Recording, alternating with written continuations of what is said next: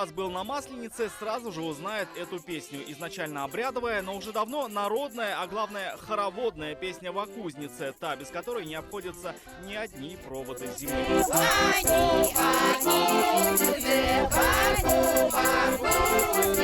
Праздник, в который собирается весь народ, да, и мы для этого народа стараемся петь песни русские, народные, чтобы они их помнили.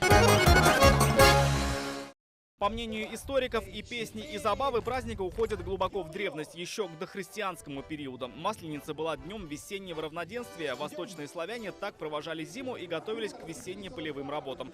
Чучело изначально жгли на костре и рассеивали пепел над полем. В экспедиционных наших материалах мы, в принципе, редко можем встретить, что это было именно чучело. В основном могли зажигать костры, сноп на шест могли поставить, но никогда не было никакого человеческого лица, то есть ничего такого не делали.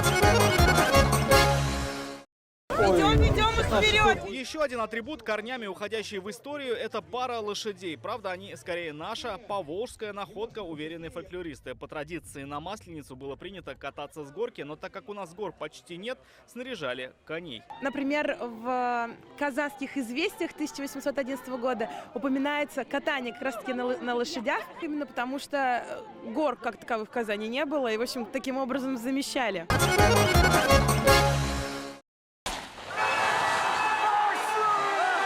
С годами видоизменилась и одна из самых зрелищных забав праздника – кулачные бои. Сегодня это стенка на стенку. Испытать свою силу можно и на самодельных тренажерах. Еще появилась ходьба на ходулях, но неизменными остались пляска, мотание, а так в древности называли близких друзей, и хороводы. Кружимся в одну сторону и в другую! В Казани была известна и игра с валенком. Популярна она и сегодня.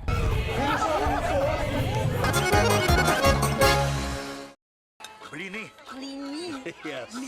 Главное лакомство Масленицы – блины. Они символ солнца. Сразу после праздника начинается 40-дневный пост, поэтому на Масленицу принято ни в чем себе не отказывать. Блины с клубникой, с голубикой, даже с ананасами и сыром рикотта. Но готовят на праздник и по самому традиционному рецепту – в печи и с крупой. Мы берем блины тесто на опаре. Это очень старинный рецепт, он забытый, и в основе него идет крупа, инмакаша.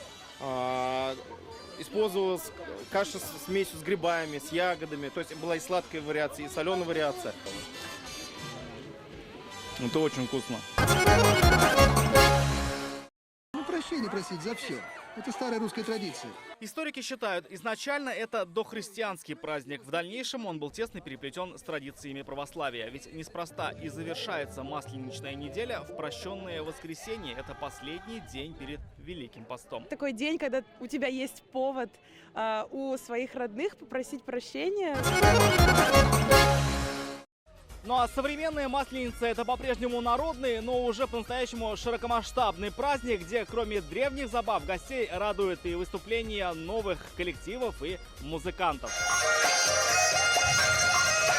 Но везде и во все времена именно это финальная точка праздника. На глазах у всех сжигают чучело Масленицы, одновременно символизирующее и зиму, и все старое. Огонь – это вообще всегда процесс очищения, наверное. И чтобы все наши беды, все наши невзгоды вместе с огнем ушли.